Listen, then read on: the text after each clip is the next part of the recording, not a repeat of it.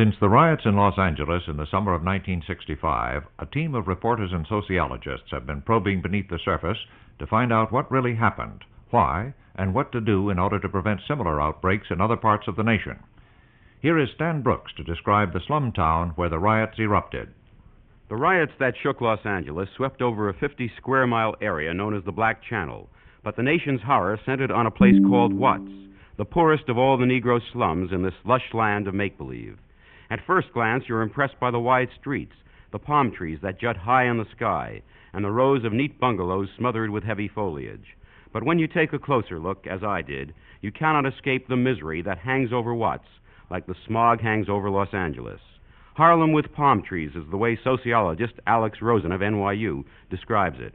But, he goes on, it really looks more like Tobacco Road. And most of the people I spoke with, the people who, unlike most of the city, have actually been to Watts and have seen the poverty, agree. The structures may not appear to have the same dilapidated appearance as in other major cities, but the same conditions exist. The area doesn't look like a slum. It doesn't look like the typical eastern slum, at least. It looks much better, and small houses, private dwellings, and it's not comparable to some of the slums that we see in the east. Yet they really are not that much different. Instead of having them up and concentrated in a small area, we've got them spread all over Hell's Half Acre. Hell's Half Acre, the words of Police Chief William Parker. And Watts is indeed Hell's Half Acre, a black ghetto locked in, ironically, by the freeways that speed traffic across the sprawling City of Angels. The crime rate is double the rest of the cities. Unemployment is high and still climbing, with 1 out of every 3 or 4 out of work. It's a land of broken homes and broken dreams. Yet each month, 1,000 or more Negroes come up from the South, seeking the land of milk and honey. Few find it. And so this port of entry, the staging area, turns into a trap, a way station to nowhere, where hate and hopelessness fester. The Negro middle class forgot about Watts. The white community hardly ever knew it existed. We have at one end of the spectrum success and opportunities begging for people. And you have at the other people who are piling into this town who bring with them no skills, bitter memories, and who on the whole, I suspect, are not even retrainable. And so the festering process begins. And finally, if there are no escape valves developed, we have an explosion, the gigantic expression of hopelessness, of fury, of anxiety, of hate on the parts of people who just saw no other way of expressing themselves. This is Watts, forlorn, forgotten, festering. This is Stan Brooks. You have heard the first of a series of reports produced by the Westinghouse Broadcasting Company in cooperation with the New York University School of Social Work. A special hour-long documentary, Los Angeles, Profile of a Riot, will be broadcast by this and other member stations of the National Educational Radio Network.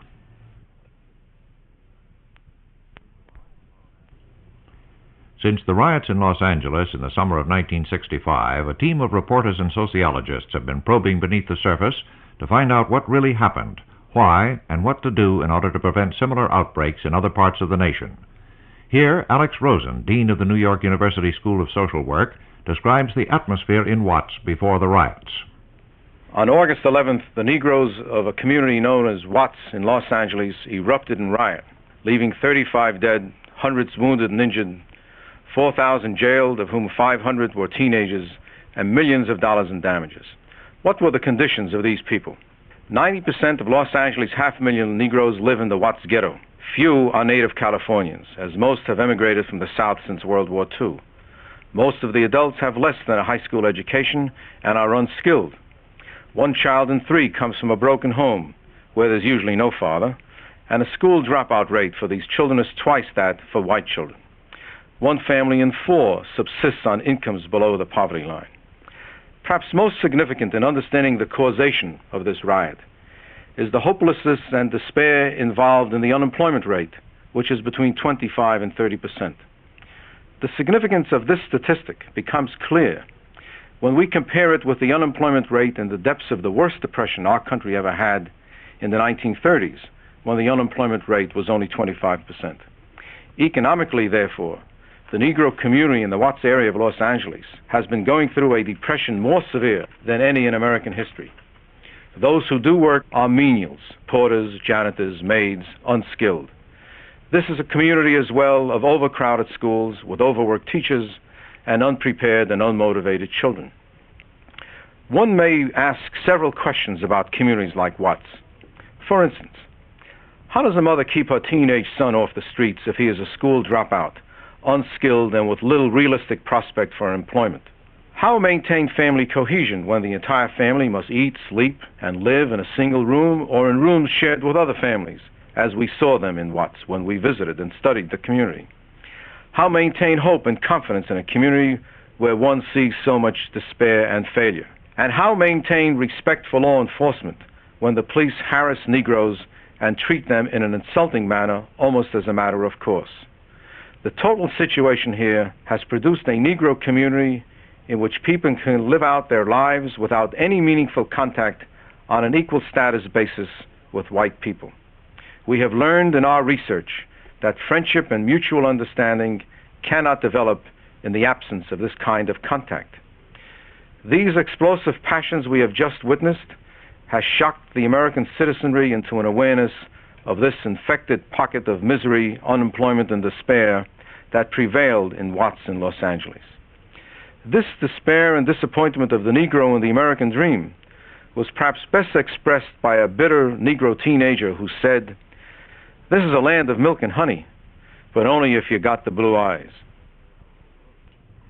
You have just heard Alex Rosen, Dean of New York University School of Social Work, in another chapter in a series of reports produced by the Westinghouse Broadcasting Company.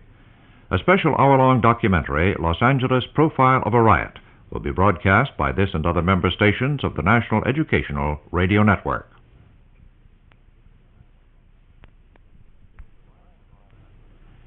Since the riots in Los Angeles in the summer of 1965, a team of reporters and sociologists have been probing beneath the surface to find out what really happened, why, and what to do in order to prevent similar outbreaks in other parts of the nation. Here, Dr. Bergen Evans, professor of English at Northwestern University, asks the question, what is a slum? The Watts area of Los Angeles, in which the rioting took place, was, especially at first in news reports, referred to as a slum. But Eastern reporters, arriving on the scene with preconceived ideas about slums, were struck by how unlike Harlem, or Chicago's South Side, the area was. There were wide streets, small lawns, and many not unattractive houses. They knew there was much unemployment, and many people were on relief, but the place didn't seem what they had expected a slum to seem like. Well, no one knows exactly what a slum is. The word itself is a mystery word that rose out of the underworld in the early 19th century and then meant a room, usually a small dingy room such as a member of the underworld would use. This has led some to assume that the word is a shortening of slumber, but there is no proof of this. At any rate, it soon came to mean a collection of mean, squalid rooms, and then any area composed of such habitations, and that's what it still means.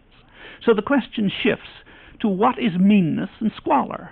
That, perhaps, half the human race at this moment might regard the Watts area as a desirable place to live and envy it its lootable stores, would still not prevent its being a slum. There is a squalor of the spirit as well as of the body, a dreary hopelessness, a numbness of slow frustration, and a depressing sense of irrevocable exclusion from even a chance at the good life that would make a neighborhood a slum, even though the streets were wide and the sunshine bright. In the first slums, the dreadful warrens of the great English cities in the early years of the Industrial Revolution, gin, tuberculosis, and evangelical Christianity afforded a number of safety valves. But the people of Watts apparently want something else. They have a place in the actual sun. They want a place in the metaphorical sun. Man cannot live by bread alone, even if it's handed to him free from farm surpluses. We may simply have to revise and enlarge the meaning of the word slum. You've just heard Dr. Bergen Evans in another chapter in a series of reports produced by the Westinghouse Broadcasting Company in cooperation with the New York University School of Social Work. A special hour-long documentary, Los Angeles Profile of a Riot, will be broadcast by this and other member stations of the National Educational Radio Network.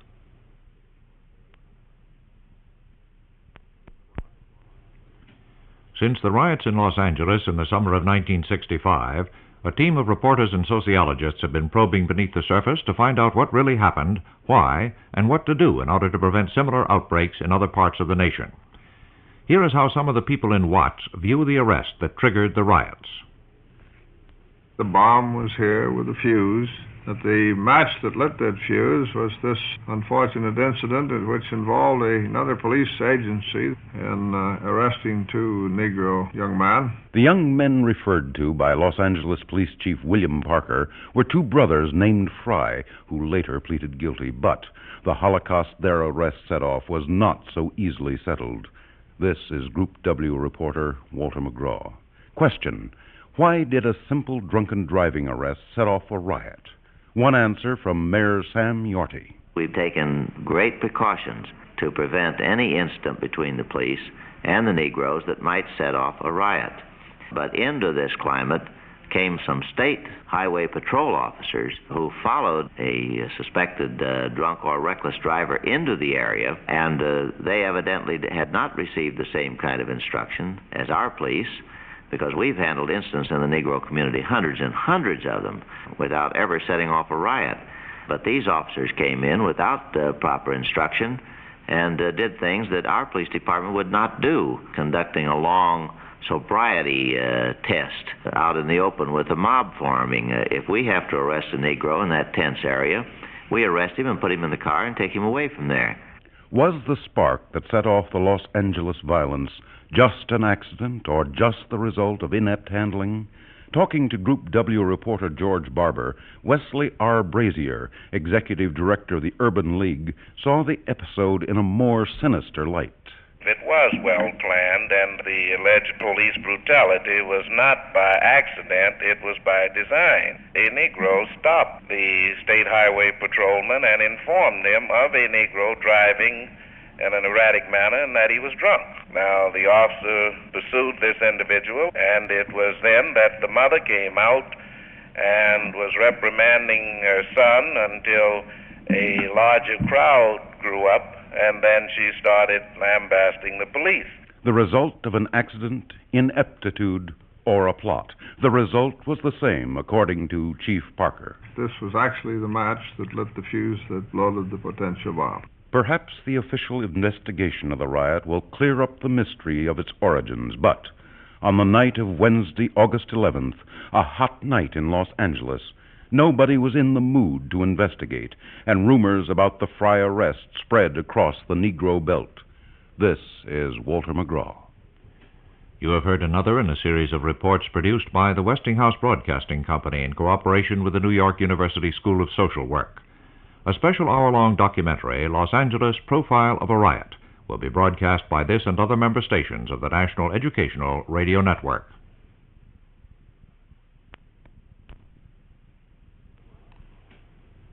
Since the riots in Los Angeles in the summer of 1965, a team of reporters and sociologists have been probing beneath the surface to find out what really happened, why, and what to do in order to prevent similar outbreaks in other parts of the nation. Stan Brooks describes the police version of the arrest that triggered the riots. What makes a quiet community explode? How can a seemingly routine drunk driving arrest touch off the kind of bloody rioting that racked Los Angeles? There are many reasons. Together, they tell the story. There was the heat. 95 was the high on that fateful Wednesday, and Watts was steaming. There was the frustration. The federal poverty program was bogged down in political bickering, and the poor people of the slums saw their dreams crumble. There was the smoldering hatred of the police, justified or not. And as day turned into night, there was the arrest of a Negro, Marquette Fry, for drunk driving. It happens every day, an arrest like this, but on August 11th, it triggered a bloodbath. Fry himself blames the California Highway Patrol for antagonizing the crowd by making nasty remarks and brandishing a shotgun. There is still some confusion over just what happened, but the rumors that spread through the slums that night gave only one side. They told me the police had been giving the boy a ticket, and when the boy drew back, they jumped him, is the way one Negro heard it. They told me the boy's mother came there then, and that she was pregnant. And he goes on, the police hit or kicked her anyway. And then he adds the telling words. That's what they told me. I don't know if it was true. On that night in Los Angeles, in that climate of hate and hopelessness, it didn't really matter whether it were true or not. The festering frustration needed an outlet, and this was it. And so the people, fired up by the rumors, rioted. A white police officer in Watts told me, I know if I was a Negro, and I heard all my life that the worst enemy I had is a police officer, and I'm standing on a street corner. The heat is 95. I've been sweating all day, and somebody runs up to me and says, there's a police officer around the corner killing a colored woman with a baby. I would tend to be excited. These are one of the minor rumors that is floating around. And a Negro in Watts told me the same thing. I heard conflicting stories that man was handcuffed and the woman was handcuffed behind her back and they put her up on top of cars. Rumors and riots, a classic pattern, as Alex Rosen, Dean of the School of Social Work at New York University, explains. Sociological study of previous racial riots reveals that it often begins with a stimulus, often of a trivial nature. A crowd gathers and rumors fly. The crowd mills about the mutual stimulation. There is a communication of excitement. And then mob anonymity seems to absolve the individual from responsibility for destructive acts.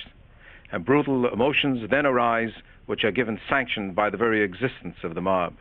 The riots in Watts substantially followed this pattern. A hot night in August, a routine arrest, rumors and resentment. All these the preface to a riot. This is Stan Brooks. You have heard another in a series of reports produced by the Westinghouse Broadcasting Company in cooperation with the New York University School of Social Work. A special hour-long documentary, Los Angeles Profile of a Riot, will be broadcast by this and other member stations of the National Educational Radio Network.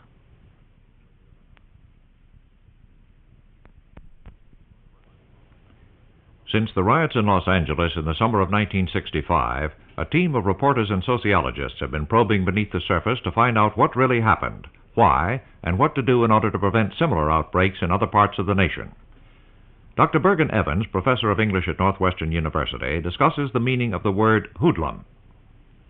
The violence in Los Angeles, Chicago, Springfield, New York, and almost everywhere else that it occurs is certain to be attributed to hoodlums and teenagers. No one exactly knows why young rowdies are called hoodlums, except as a general extension of the name of some youthful gangsters in San Francisco in the 1870s. But why they were called hoodlums is uncertain. Some think it was a twisting of the Irish Muldoon. Others, with better justification, think it's the Bavarian dialect word hoodlum, which means exactly what hoodlum means. For the Bavarians had them too, and 100 years ago, and every city has had them. The astonishing thing about modern city life is not how dangerous it is, but comparatively how safe it is. We forget that up to 150 years ago, a woman never went out alone, never at night certainly, and rarely by day, and that men went out at night only in groups and armed. In the late 17th and early 18th century, London was terrorized by ruffians, variously called muns, scourers, hectors, nickers, Hochabites, and Mohawks. There was no modern police to restrain them, and they were dangerous indeed. And they had their riots. The Gordon riot in London in 1780 did far more damage than any of our so-called race riots have yet done. Most rioters and looters, by the way, have always been young people, people with lots of undirected energy and no stake in the established order. An elderly man goes to bed at night. He doesn't go out and loot. Something throws a spark into an explosive social situation, and a great deal of pent-up resentment finds release. The Romans bought them off with bread and circuses. The Middle Ages usually had a plague in time to prevent things getting too bad. If there wasn't a plague at hand, there was always a crusade or a war. Henry VIII tried to exterminate them by hanging. It's been estimated that some 60,000 of his subjects were hanged during his reign, and almost all young men, what we would call teenagers. But it didn't seem to do any good, for there were just as many in the next reign. The 18th century had the press gang. The 19th century had cotton mills in India. But none of it, as we say, worked. Young men kept on being born, and those that were restless and frustrated and idle got into trouble. The word hoodlum doesn't bother me as much as the more common teenager. That's an expression that annoys me. It's vastly vague. There's all the difference in life between 13 and 19, and it's offensively patronizing. It assumes, in the spirit of Booth Tarkington's Penrod, that young people are cute or amusing or absurd or dangerous. They're usually called hoodlums or punks if they're dangerous teenagers when they're being condescended to. Whereas they are simply human beings, young human beings, each one an individual, troubled, desperate, tortured by pressures they don't understand, resentful of authority, and at the same time frightened of it. What to do about their problems, I don't know. Social order, of course, must be maintained, and by force if necessary. But we won't begin to solve these problems until we accept people as people, black or white, young or old. You've just heard Dr. Bergen Evans in another chapter in a series of reports produced by the Westinghouse Broadcasting Company in cooperation with the New York University School of Social Work. A special hour-long documentary, Los Angeles Profile of a Riot, will be broadcast by this and other member stations of the National Educational Radio Network.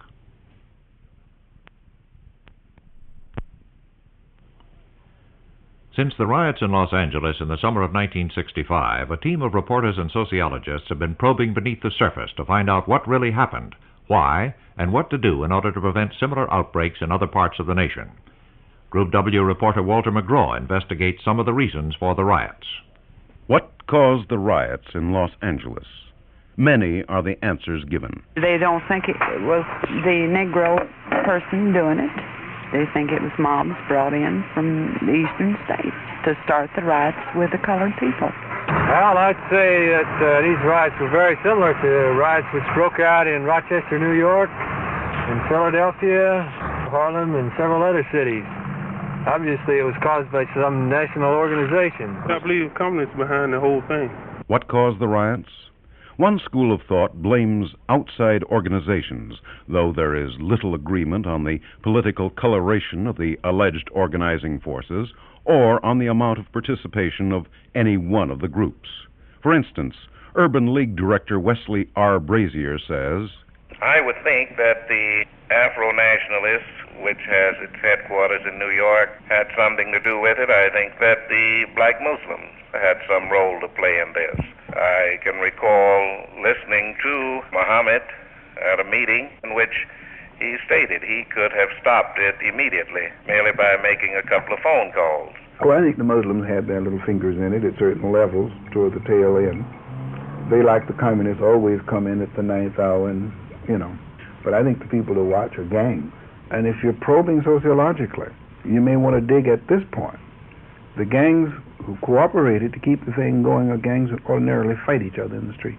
Writer Louis Lomax, as you've just heard, gives less importance to the influence of communists than does Mayor Sam Yorty, who says they, at the very least, set up the atmosphere for the riots.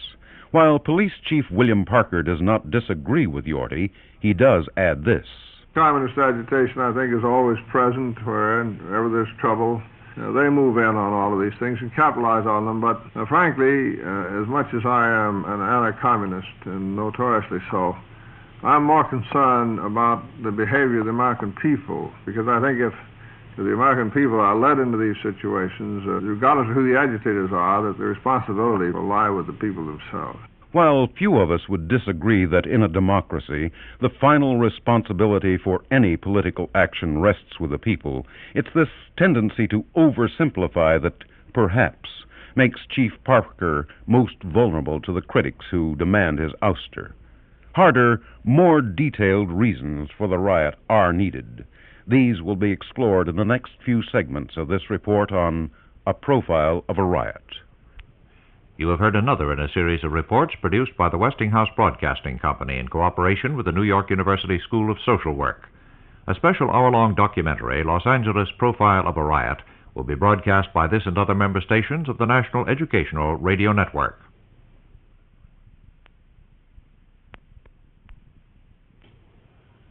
Since the riots in Los Angeles in the summer of 1965, a team of reporters and sociologists have been probing beneath the surface to find out what really happened, why, and what to do in order to prevent similar outbreaks in other parts of the nation.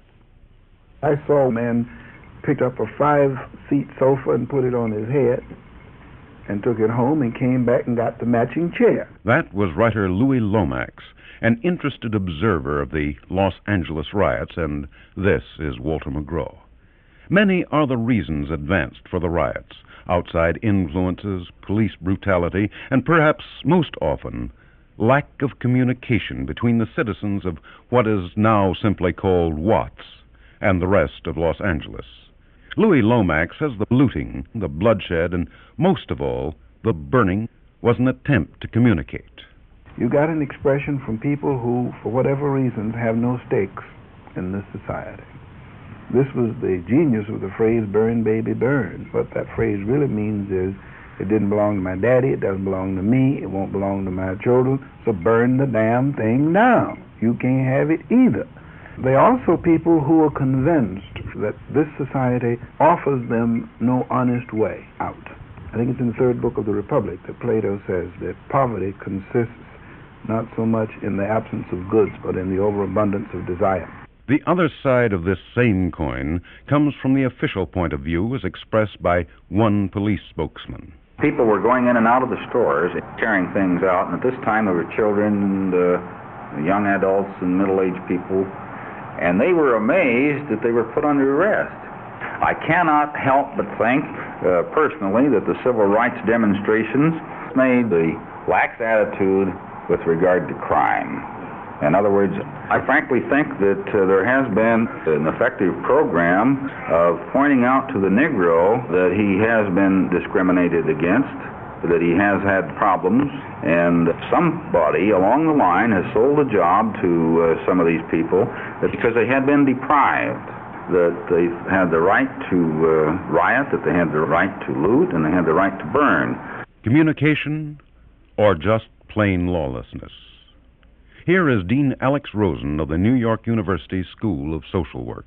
Among the several tragedies of the Watts community in Los Angeles is that the civil rights organizations did not reach the masses of Negroes.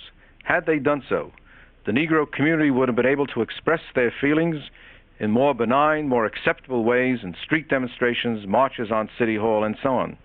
It was the very absence of such safety valves that made the explosion inevitable. More about the causes of riots on Profile of a Riot Yet to Come. This is Walter McGraw.